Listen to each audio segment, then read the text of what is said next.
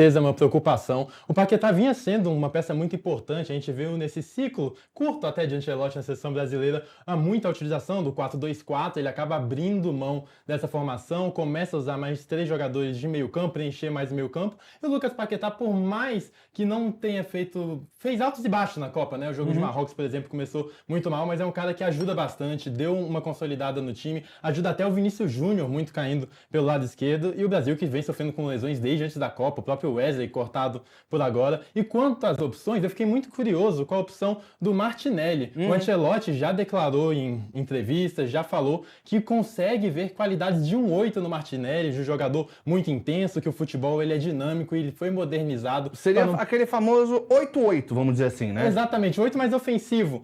Mas eu tenho minhas dúvidas se o Ancelotti vai voltar com esse 4-2-4. Acho que mesmo que coloque um, digamos assim, atacante, como é o caso do Martinelli, do Matheus Cunha, acredito que ainda é um meio-campo que vai ser muito povoado e que precisa ser. Mas com certeza é uma preocupação. E lembrando que a gente tem o Danilo, né? Que foi muito bem nos jogos pré-Copa do Mundo. Aliás, Zé Duílio, eu quero te ouvir. Agora você, eu vou, dentro da nossa opinião, agora eu quero ouvir o lado do nosso querido Zé Duílio, que esteve no gramado há muito tempo e rasga ali e assina embaixo quanto a isso. Ô Zé, qual que é o tamanho do desfalque do nosso queridíssimo Lucas Paquetá desse jogo de sabadão, aliás, de domingo, 5 da tarde? Como o Gabriel bem frisou, né?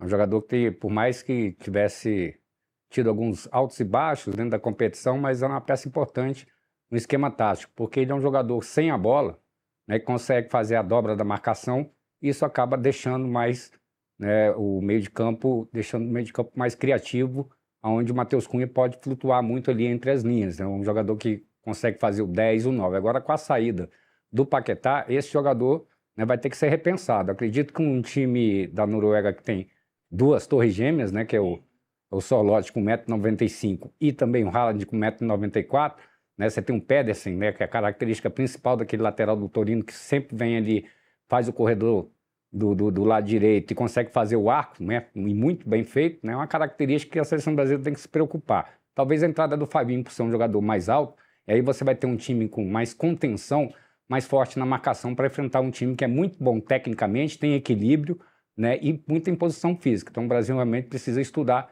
qual vai ser a melhor opção para a entrada de um jogador ali que possa exercer essa função que o Ancelotti conseguiu dentro da seleção agora nesse ciclo, né, nesse ciclo recente, com a peça do Paquetá, né, transitando naquele setor. Ele faz uma falta enorme, né, Gabriel? Com certeza, isso que o Zé Duílio falou é muito importante. A seleção da Noruega é de maior estatura média dessa Copa, é 1,87 de média. Então é um time que pode enfrentar muito bem essas bolas aéreas. Como ele falou, o Pedersen entrando no lugar do Raisson, que teve a lesão e é um jogador que tem essa qualidade ofensiva. Então é mais uma dúvida para a cabeça do Ancelotti. Eu não vou mentir, estaria curioso para ver Martinelli, mas eu não sei se eu colocaria não. Ainda mais de um momento de oitavas. Eu já vou jogar essa bomba pro Zé Duílio. Você colocaria, Zé, o Martinelli ou não?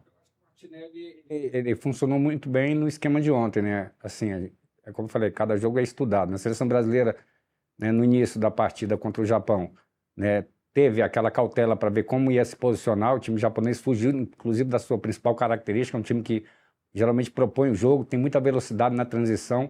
E ontem o Brasil, uma das virtudes do Brasil foi justamente esse controle, essa posse de bola, o volume de jogo, né, principalmente no segundo tempo, quando vi que as bolas alçadas, principalmente pelas laterais, né, poderiam funcionar, e foi o que aconteceu. O Brasil teve aquela cabeçada do Bruno Guimarães, né, que o Suzuki fez uma grande defesa, depois o Casemiro embaixo da linha quase fez o gol de peixinho, e aí veio o gol na jogada do Gabriel Magalhães, que funcionou muito bem, né, como um zagueiro armador. Era um jogador que via, né, porque como o Japão estava com um bloco muito baixo, né, as duas linhas praticamente ali dentro da entrada da área, né, o Gabriel Magalhães conseguiu se posicionar no campo adversário e com muita qualidade técnica, né, ele tinha mais espaço para poder tentar articular principalmente essas jogadas aéreas. E funcionou, o Brasil empatou e depois veio, né, o Brasil soltou mais, teve mais tranquilidade, veio o Vini Júnior que merecia fazer aquele golaço, né, e o Brasil conseguiu na Bacia das Almas com a entrada do Martinelli. Agora, a entrada do Martinelli, né, a gente que não vive o dia a dia dos treinamentos, por isso que é fechado, a gente inclusive falou ontem aqui no programa, né, René?